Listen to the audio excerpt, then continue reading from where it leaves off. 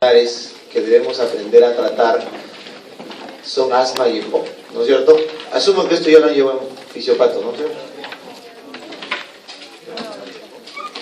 Entonces, igual vamos a adelantarnos al toque nomás. Miren, asma y EPOC son las enfermedades pulmonares más importantes no infecciosas que existen, ¿correcto? El EPOC puede ser inclusive la causa más frecuente de muerte después de los cánceres. Cuarta causa en varias series, si no contamos accidentes. Entonces, el EPOC ha matado o mata a un montón de gente porque hubo una corriente mundial de que fumar era chévere, ¿no es cierto? ¿Se acuerdan? En los años 70, 80, fumar era visto como algo bien positivo, socialmente aceptado, y la cantidad de tabaco que se consumía en esa época ahora nos está pasando factura con la cantidad de muertos por EPOC que hay. Entonces, cuando tú ves a una persona fumar, no le digas te vas a morir de cáncer, porque es mentira. Baja la chance, se va a morir de poco, ¿ya? Porque eso es lo que causa. Entonces, el EPOC es una enfermedad inflamatoria, ojo, donde hay predominio de linfocitos, macrófagos, que destruyen a través de proteasas y otros componentes toda la matriz pulmonar. Entonces, solo para que recuerden, en el EPOC hay una destrucción progresiva con estrechamiento y fibrosis que se llama bronquiolitis obstructiva crónica. Y también se destruye el alveolo y hay una destrucción parenquimal que se llama enfisema. Eso ustedes van a aprender en fisiopato. Ojo, la inflamación de EPOC es resistente al esteroide. Esta fibrosis es lo suficientemente fuerte y no responde a los corticoides. En cambio, el asma, eso sí quiero que recuerden, el asma es una reacción de hiperreactividad, la mayoría alérgica. Me puedo atrever a decir que acá hay por lo menos un 15% de asmáticos o ex-asmáticos, porque es súper frecuente, sobre todo en Lima, ¿correcto? Entonces, vénganse para acá. En el asma lo que ocurre es una broncoconstricción, ¿correcto? Es una enfermedad inflamatoria crónica también, pero a predominio de células cebadas y eosinófilos, es la primera diferencia.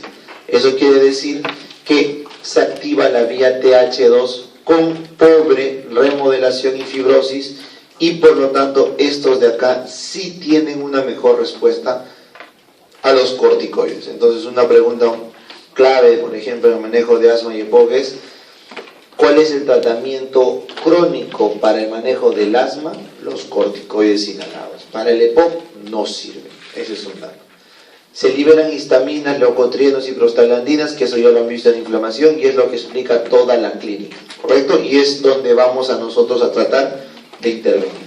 Entonces, estas dos primeras láminas es para que tengan ustedes un cuadro claro de lo que es, al menos fisiopatológicamente, el EPOC y el asma, y podamos afrontar la farmacología que vamos a estudiar. ¿Está bien? Uno responde, el otro no responde. Uno es por tabaco, inflamación, el otro es por una reacción alérgica, hipersensibilidad tipo 1, etc. Entonces arrancamos. Si yo tengo una enfermedad en las vías aéreas pulmonares, tengo que hacer que el fármaco vaya a esas vías pulmonares, ¿no es cierto? Entonces, como la clínica predominante de ambos cuadros es un broncoespasmo, o sea, el paciente cierra sus bronquios y no puede respirar bien, ¿no es cierto? Ni al inicio no puede exhalar, respire, no puede, y silba. La mamá dice: doctor, a mi hijito le silba el pechito, ¿no es cierto? ¿Por qué? Porque sus bronquios no pueden sacar el aire. Entonces, el médico lo que va a buscar es dilatar esos bronquios. Entonces, ustedes ya han visto en la clase de autonómicos con el doctor Torres, el sistema simpático se encarga de ¿qué? De broncodilatar, ¿no es cierto? A través de los receptores beta 2, porque son los grandes dilatadores del músculo liso. El beta 2 dilata los pulmones, los bronquios, dilata las arteriolas en los músculos, estimula la producción de glucagón, estimula la producción de renina, etcétera, etcétera. Tiene varias funciones. Ojo, ese es un capítulo crítico en esta primera parcial, el capítulo de autonómicos, ¿correcto? alfa-adrenérgicos, beta-adrenérgicos, alfa-blockers, beta-blockers, es un capítulo crítico, estructural, ¿ya?, de esta primera mitad, así como lo es antibióticos en la siguiente mitad. ¿Está bien? Estoy avisando por si acaso. Bueno, entonces, como queremos eso, el objetivo es broncodilatar. El problema es que para broncodilatar prácticamente solo me queda hacer un estímulo adrenérgico, ¿correcto? Y la otra opción es evitar la inflamación. Entonces, en cualquiera de los dos de los casos, como el problema es netamente pulmonar, la mejor forma de administrar un fármaco antiasmático o para el EPOC es por la vía inhalatoria, ¿correcto? Un dispositivo de dispensación inhalatoria del medicamento en aerosol. Es la vía preferida, pregunta de examen, ¿correcto? Tanto así que el cromoglicato sódico, que no se vende en Perú, que se encarga de estabilizar la membrana de los mastocitos para que no liberen histamina, pero ha sido pregunta del residentado. ¿Usted sabe que no se vende acá? Ha sido pregunta del residentado. Y los anticolinérgicos, como el bromuro diclatropio, que vamos a ver más adelante, solo pueden administrarse por esta vía, no pueden darse por otra vía. Y los beta-2 agonistas y corticosteroides se pueden administrar por vía sistémica o por vía inhalada, pero cuando lo doy por vía sistémica, por obvias razones, tienen muchos efectos adversos. Eso tienen que aprender. Dar corticoides y beta-2 agonistas por vía sistémica tiene mucho efecto adverso. Por eso, de elección es la vía inhalatoria. ¿Correcto? Está. Y el inicio de acción es mucho más rápido.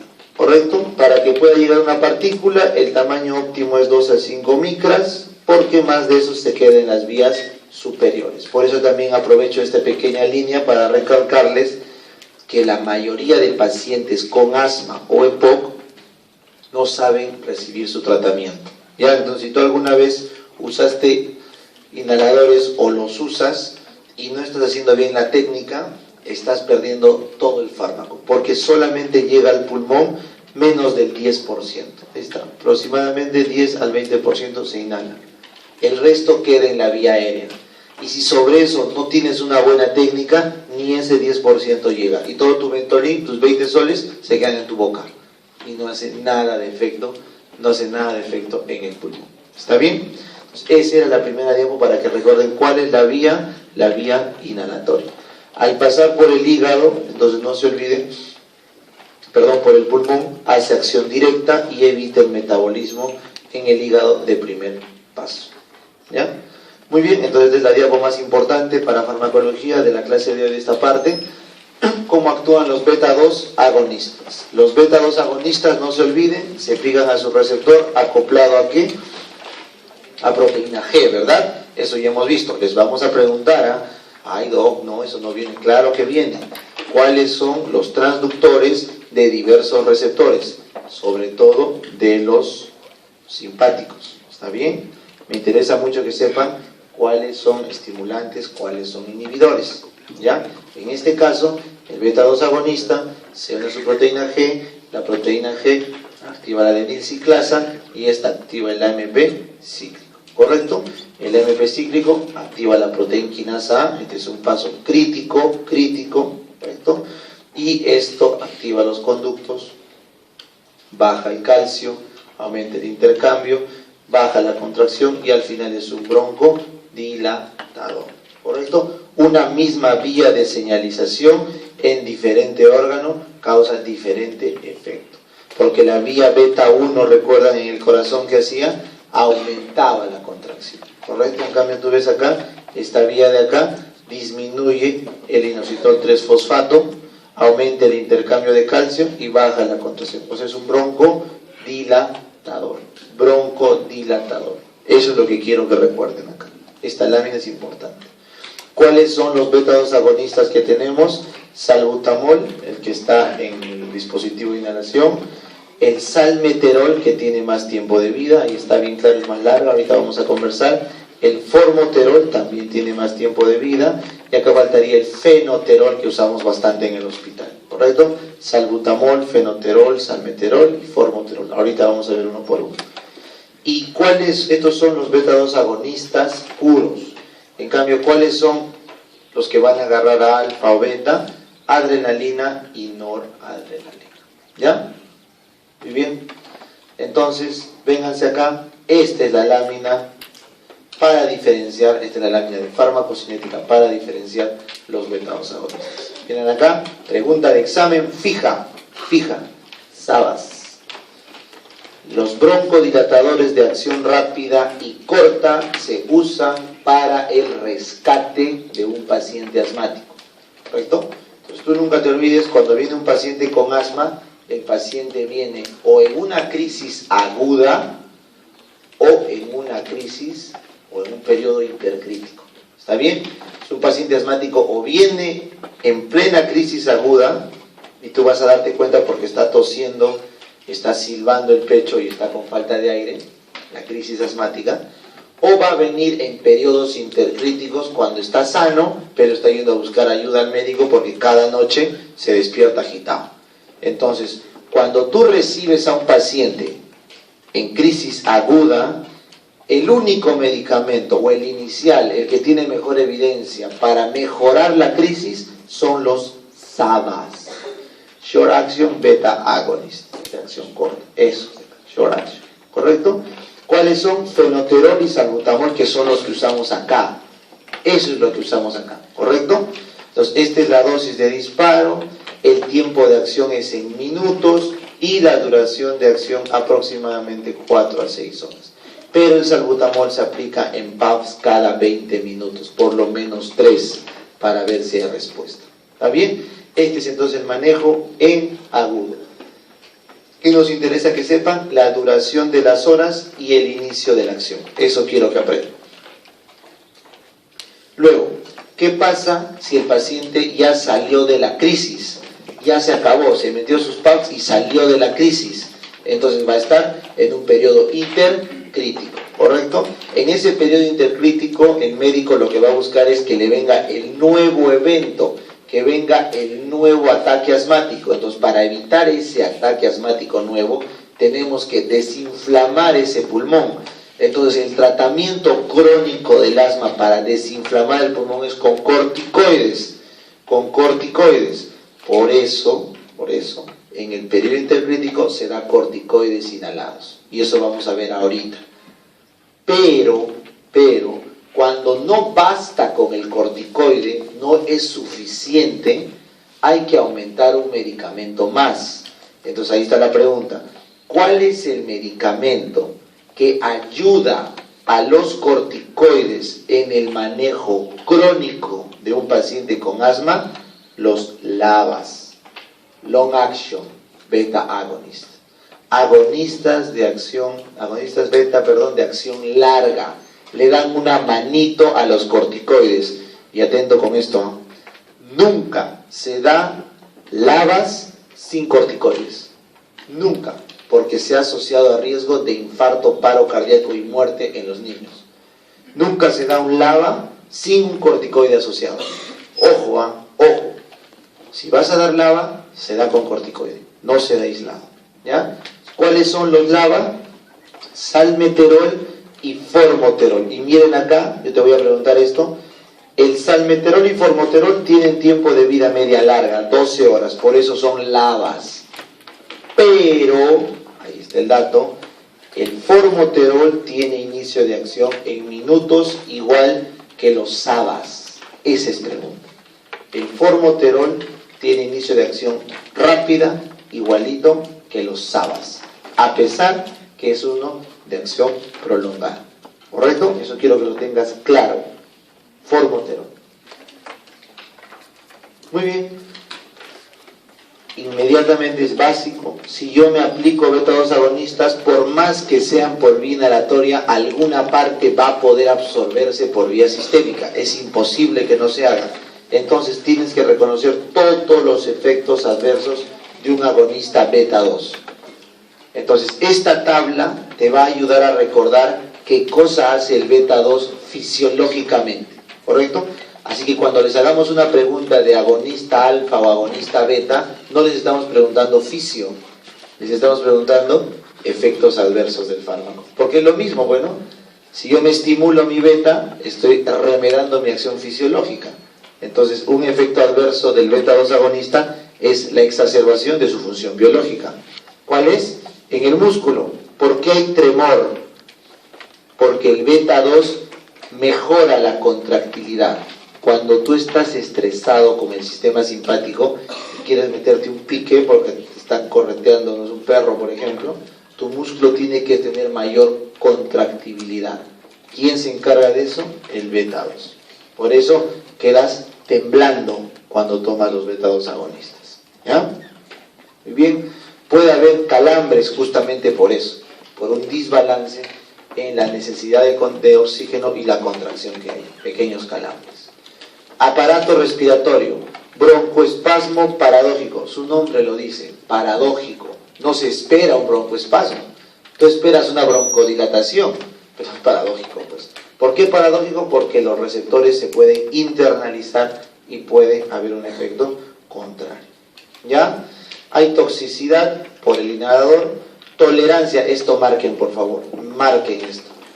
El paciente que recibe mucho beta-2 cada vez necesita más dosis, porque tu pulmón tolera. No te olvides, al cuerpo humano tú no le puedes presionar para hacer cosas, no puedes. Entonces, el broncodilatador puede generar tolerancia a largo plazo. ¿Ya? Eso es importante. Vénganse para acá. Metabólico, esto es lo más importante, ¿eh? Ojo, esto es lo más importante. El beta-2 mete el potasio al intracelular, por eso causa hipocalemia. Preguntaza de examen, ¿eh? El beta-2 mete potasio al intracelular. El beta-2 estimula la producción de glucagón, por lo tanto el glucagón va a dar hiperglicemia. El glucagón va a dar hiperglicemia, ¿correcto? Y finalmente eso va a estimular a que se libere también insulina y va a haber un estado de hiperinsulinemia. Pero lo que quiero que recuerdes es que el beta-2 es hiperglicemiante, metabólico. Muy bien. Cardiovascular. A pesar que son agonistas beta-2 selectivos, no vayas a creer que no va a estimular en absoluto el beta-1, eso sería ingenuo, ¿correcto?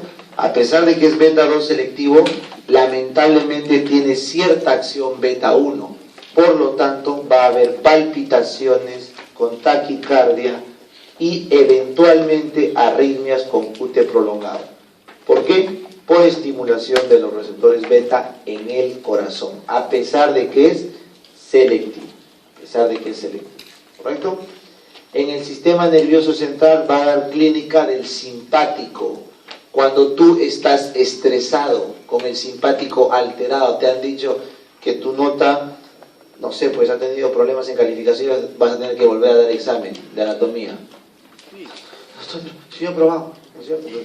Te agitas, te pones ansioso, esa cefalea que no sabes por qué, puede ser ansiedad y no puedes dormir. Entonces, esta es clínica del simpático. Nunca se olviden, esta es clínica del ansioso. ¿Ya? El que respires más rápido, el que sientas medio mareo, dices, doctor, creo que es anemia. Me han dicho que es hígado. Pues no, ese mareíto que tienes es estrés, puro y duro. Correcto, y me acuerdo en la universidad, toditita la lista de ansiedad la cumplía, creo. No me acuerdo en qué semestre, pero tal cual. Sí, sensación de inestabilidad, parestesias, picor, mareos, tal cual, ¿eh? Entonces, si tienes algo de eso, probablemente sea simplemente estrés, ¿ya? Eso es clínica, efecto adverso de los beta. Muy bien, ahora vamos a hablar, doctor, ¿y qué pasa si estoy en una crisis aguda? Estoy en una crisis aguda, me dan mi SABA y no mejoro. No mejoro. Entonces, si no mejoras con el SABA en una crisis aguda, el médico tiene que inyectarte corticoides potentes, ese rato, inyectarte corticoides potentes, como antiinflamatorio agudo. Todavía no lo vamos a ver. Pero si ni con eso puedes y estás a punto de fallecer porque estás haciendo un broncoespasmo severo, los broncoespasmos severos se deben tratar con metilsantinas. ¿Regresas a este gráfico?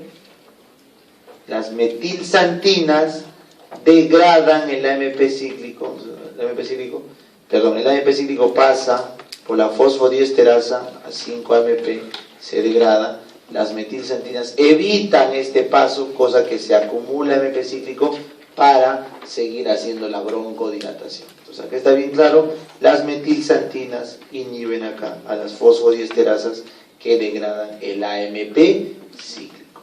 Y dependiendo de dónde actúen estas santinas, van a tener efectos típicos del órgano. En este caso, les he puesto acá, la teofilina va a causar broncodilatación en el músculo liso de las vías respiratorias.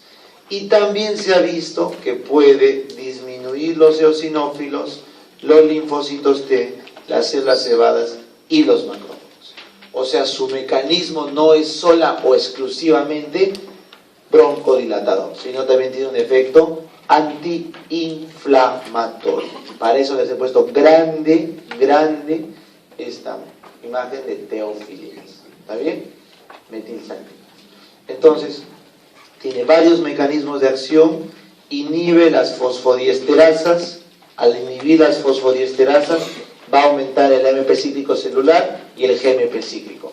Tu lógica, porque yo sé que es un trómeres en farmacodinamia, tú dirás, doctor, si aumenta el AMP cíclico, ¿voy a aumentar todas las funciones de todas las células? Claro, porque el AMP cíclico es un segundo mensajero que en cada célula diferente cumple una función diferente. Entonces, ¿de qué va a depender una santina su efectividad? De a qué célula se va a meter.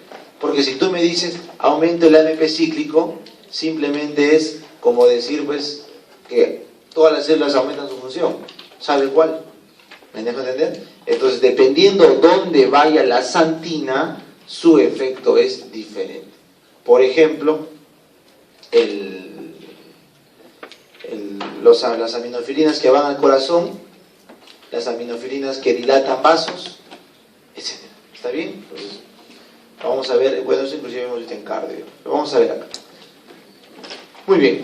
Hay antagonismo de los receptores de adenosina, también es un mecanismo de acción. Adenosina es importante, no se olviden en la construcción de músculo liso. Se puede liberar interleuquina 10, y la interleuquina 10, ¿qué hace? Es un antiinflamatorio, por eso han visto que baja todo esto, pues, porque es un antiinflamatorio, ¿está bien? Es un modulador de la respuesta inmunológica, igual que el factor de transformante beta, ¿correcto? El sistema inmune se regula a sí mismo a través de la interleuquina 10 y el factor de transformante beta, ¿ya? Que dicho sea de paso, es parte de la siguiente clase, así que por ahí puede venir una preguntita. Por favor, estudien inmuno, aunque sea un día, si en vez de leer no sé, pues, de ver House of Cards, de ver tu Mother Family, lee un puchito de inmuno. Te va a ayudar un montón tener claro las vías inmunológicas, ¿ya? Efectos en la transcripción genética. Previene la translocación del NF-κ-beta en el núcleo. Este factor es proinflamatorio, es pregunta examen, ¿eh? Los corticoides, los antiinflamatorios, en este caso las metilsantinas, evitan que se exprese el NF-κB, que es un proinflamatorio, porque estimula genes de la inflamación. Y es el mecanismo de acción principal antiinflamatorio de esos medicamentos. ¿Está bien? Corticoides, AINES y las metilsantinas son antiinflamatorios en parte, ¿por qué? Porque bloquean el NF-κ-beta. ¿Ya? Efectos en la apoptosis, ya dijimos que hacía apoptosis de qué, de eosinófilos y neutrófilos. Para un asmático, ¿qué le importará? Eosinófilos, ¿no es cierto? Eosinófilos, ¿correcto? Y puede activar las desacetilasas de histona que desactivan genes inflamatorios. Aquí está resumido, he leído el Goodman, te lo he resumido, ¿qué más quieres? ¿Ves todo el Goodman? Ahí está. Si eso mínimo no me responde en el examen, ya pues no, ¿qué puedo hacer? Sí, no, ¿qué puedo hacer? En las diapos está el extracto, lo más comprimido que he podido sacar del libro. ¿Ya? Llévense esto a la cabeza, se los dije en la primera clase. Ustedes tienen que salir sabiendo el 100% de las diapos. No te digo del Goodman, de las diapos. Si tú pasas este curso con el 100% de las diapos, créeme que estás más que listo para afrontar cualquier examen de farmacología, cualquiera, ¿correcto? Pero las diapos, porfa, ¿ya? Porfa. A diferencia de repente de otras diapos que hayas podido tener, siempre les digo, yo tenía diapos de diapos en mi casa, en la universidad, así. Un tiempo les agarré cariño, hasta el tercer año que ya pasaba el examen y desaparecía la diapo, ¿no es cierto? Bueno, pues, alguna vez un profe también me lo dijo, si botas mis diapos, estás botando tu oportunidad. Así me lo dijo, ¿eh? Era un maestro en el hospital. Entonces, bueno, al final la sigo teniendo y en verdad, o sea, esa estructura, no te digo que yo las tenga así, no sé, pero la estructura como él nos presentó biofísica, no había forma de encontrarla en un libro. ¿Correcto? Eso se los diría si estaríamos en el curso de residentado. Eso, en el curso de residentado sí les digo eso a los chicos. Las diapos que hacemos ahí sí son el resumen del resumen. En el caso de acá es el resumen del Goodman, así que tampoco no es wow, ¿ya?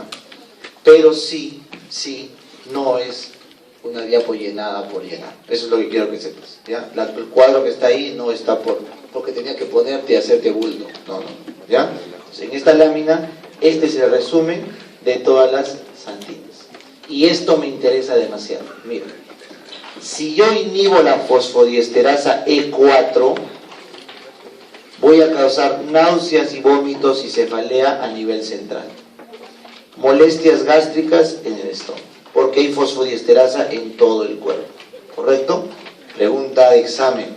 Si bloqueo los receptores adenosina A1, puede haber diuresis. ¿Correcto? Diuresis. Pregunta de cardio.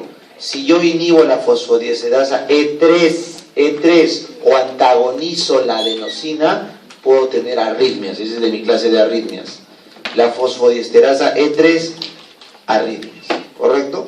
No te olvides. Estos son los efectos más importantes de las aminofilinas, porque la fosfodiesterasa está en todo el cuerpo. ¿Está bien? En todo el cuerpo. Esto les va a servir para complementar con su clase, con la clase de cardio. Muy bien, estamos terminando. Ahora vamos a hablar de broncodilatadores, pero anticolinérgicos. Doc, usted me habló de asma, puro asma. ¿Y el EPOC no se trata? ¿Se va a morir nomás? Bueno, el EPOC también se le da saba, se le da sabita. Al EPOC también se le da lava, pero no le puedo dar corticoide, ¿verdad? Porque dijimos que era resistente. Entonces, como no le puedo dar corticoide, con saba y lava no puedes. Aparte que te dije que tú no puedes dar lava solo. Entonces, por eso, el único fármaco que realmente beneficia a un EPOC grave es el bromuro de ipratropio. El bromuro de ipratropio es un anticolinérgico. ¿Correcto? Entonces, miren, lo normal, este es el nervio vago que libera acetilcolina, ¿correcto? En el EPOC hay un tono vagal ligeramente aumentado, ¿no es cierto? Pero de por sí hay una contracción intensa por la inflamación. Entonces, cuando tú das un antagonista muscarínico como el bromuro de ipratropio o el bromuro de tiotropio, que son los antimuscarínicos, vas a ver que hay en la persona sana la respuesta es mínima. En cambio, en el EPOC sí es importante. Si a nosotros nos dan bromuro de ipratropio, no vamos a broncodilatar. No, porque nuestro tono es normal y nuestras vías están normales. Pero si alguien tuviera EPOC y le damos bromuro, va a sentir alivio, porque su tono, a pesar de que está ligeramente elevado, tiene una fibra muy contraída y eso se va a notar al momento de aplicar el bromuro. ¿Está bien? Eso deben recordar. Otro dato, te pregunto, ¿en qué momento del día a un asmático le dan sus crisis? ¿De día o de noche? De noche. ¿Por qué? Porque en noche aumenta el tono parasimpático. Nunca te olvides eso. De noche estás más mocoso, tus ojos se empiezan a lagrimear, ¿no es cierto? Tu broncorrea puede aumentar y haces una tosecita. No, en la noche no he visto que la gente tose.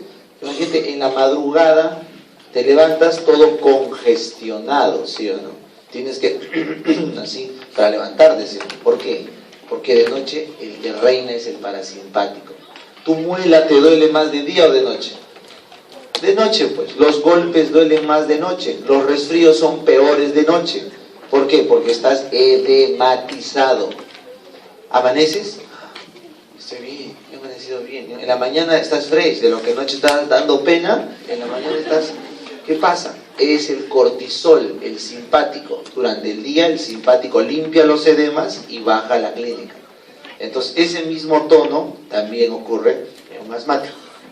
Por eso cuando una mamá baña a su hijo, comete el error, lo bañaremos de noche, ¿no? Para que mucho frío hace, para que vaya de frente a la camita. No, señor. Lo bañas de noche, se enfría, aumentas el tono colinérgico y hace su crisis para medianoche. ¿A qué hora hay que bañar al asmático? A mediodía. A mediodía. Ahí sí hay que bañar. ¿Correcto? Mediodía. Muy bien. Entonces acá está. Esto ya está check. Entonces, ¿cómo actúan los antagonistas competitivos, ojo, de la unión de la acetilcolina a los receptores colinérgicos muscarínicos? Son los anticolinérgicos. Muscarínicos, no nicotínicos, muscarínicos. Bloquea efecto constrictor del músculo liso a través de, marca por favor, la vía muscarínica M3 con la acoplación de proteína G, GQ, y la vía segundo mensajero de la fosfolipasa C, inositol 3-fosfato y calcio. ¿Correcto? La vía M3, GQ. Esta es la vía que se bloquea, ojo, con un antimuscarino. Les he dicho que les voy a preguntar vías solo de los fármacos simpático-miméticos o parasimpático-miméticos. ¿Está bien? Solo de esos, no del resto, ya sería muy maleable. Estos de acá, ¿correcto? Necesito que lo tengan claro. Entonces arrancamos. El bromuro de ipratropio es de acción rápida. Por lo tanto, tú ya te darás cuenta, en el EPOC crónico, ¿le voy a dar ipratropio rápido o tiotropio prolongado? Tiotropio, ¿no es cierto? Entonces, el mejor fármaco para manejar un EPOC es bromuro de tiotropio. Tiene un tiempo de vida media de casi un día y un inicio muy rápido en 30 minutos. O sea, es un paciente que se maneja crónicamente. Entonces, ¿para quién usa el bromuro de ipratropio? Entonces, para una crisis de EPOC, no, el EPOC vive en crisis, no se preocupen. El EPOC vive crónico siempre. El EPOC cuando cronifica, cuando hace crisis aguda es por infección, ¿ya? A diferencia del asma, de que estás normal y luego te cierras, en el EPOC te infectas. Y al infectarte te cierras. Entonces la crisis del EPOC se trata igual con SABAs y corticoides como en el asma, pero el crónico del EPOC se trata con tiotropio. El crónico del EPOC se trata con tiotropio y el corticoides al final, ¿ya? Entonces, ¿perdón?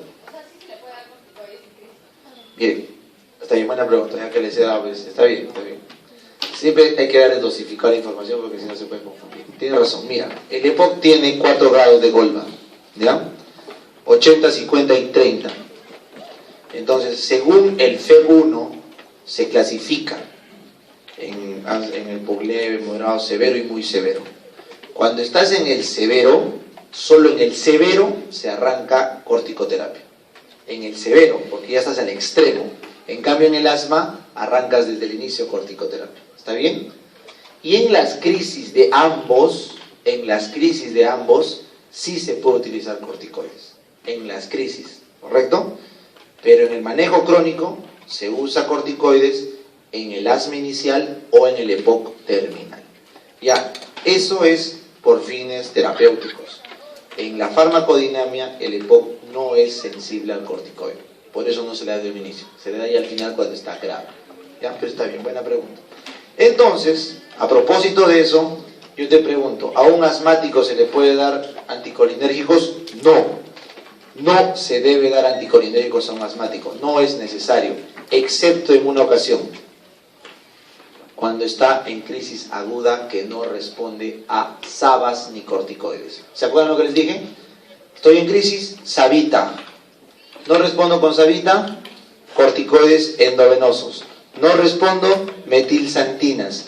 Junto con las metilsantinas, antes ahí junto en la guía está recomendada bromuro de ipratropio. Entonces, el bromuro de ipratropio se utiliza para pacientes con asma agudo severo. Esa es su indicación. Y el bromuro de tiotropio se usa para EPOC desde moderado en adelante. ¿Ya? Eso lo van a ver bien en clínicas, pero está bien. La cosa es que tengamos el fundamento farmacodinámico. Cuando te pregunte tu profe, tú le preguntas, profe, ¿y por qué no le da bromuro de ipratropio al EPOC y sí le da tiotropio? Entonces ya vas a medirlo, pues, ¿no? Si él te dice, no, porque su tiempo de acción es 6 veces más, no, perdón, 24 horas versus 4, ya, farmacodinámica, dice farmacocinético. Si te dice, porque así son las guías, ya está bien, también vale, pero se ha olvidado el fundamento básico de por qué las guías recomiendan tiotropio y no ipratropio. ¿Correcto? Ese es el fundamento básico. ¿Ya? Si te preguntan por qué uso corticoides en un asma y no en un EPOC, porque se ha demostrado que no responden los macrófagos del EPOC al corticoide. Solo se usa cuando está grave porque ya está severo y es una terapia adicional paliativa. ¿Está bien? Ya. Entonces arrancamos. Si yo te bloqueo el sistema muscarínico, ¿qué hace el sistema parasimpático muscarínico? A ver, hace que llore, hace que moquee, que salive, que mis pulmones se contraigan, broncoespasmo, bradicardia, hace que todas mis mucosas se secreten, ¿correcto? Del estómago al intestino, mueve mi intestino, todo el parasimpático, ¿no? No se olviden. Entonces el estado anabolizante, el estado trófico, lo regula el parasimpático, no se olviden. Todo mandado por el núcleo del hipotálamo anterior. Entonces, si yo bloqueo, mis glándulas se secan. Si seco mis glándulas, tengo la boca seca, tráquea seca. Pero ¿cómo voy a hacer que mi tráquea está seca? Porque voy a empezar a toser. Una tráquea seca es porque no está bien lubricada, por ejemplo, tos. Infección del tracto respiratorio superior, por obvias razones, ¿no? Sin moco, si no tengo mucosidad, ¿qué cosa no tengo? Barrera protectora, ni la inmunoglobulina A secretora, ¿se acuerdan? Entonces el moco nos protege, el moco protege, ¿correcto? Entonces eso es, si eso baja, infección. Lengua amarga, ¿por qué? ¿Por qué lengua amarga? Porque no hay secreción salival, entonces las bacterias no se disuelven y la boca empieza a tener un sabor amargo, seco, producto de todos los microorganismos que tenemos ahí. ¿Está bien? Lógico.